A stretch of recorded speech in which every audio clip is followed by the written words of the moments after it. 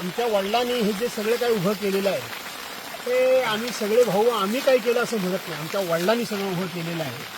आता माझे वडील 2022 साली गेले, पण क्षणाक्षणाला त्यांची आठवण येत नाही असा एक दिवस किंवा एक क्षण नाही.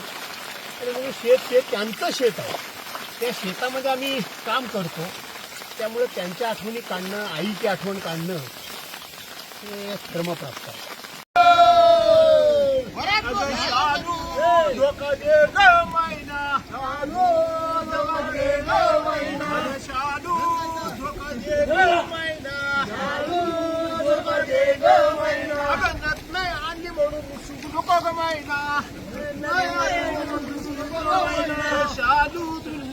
शालू धोका दे ग मैना, धोका दे ग मैना, आणि साडी ना आणली म्हणून. आपण पाहताय पूर्ण सत्य कोकण न्यूज चॅनल. जलद गतीने बातम्या पाहण्यासाठी पूर्ण सत्य कोकण न्यूज चॅनलला सबस्क्राईब करा. धन्यवाद.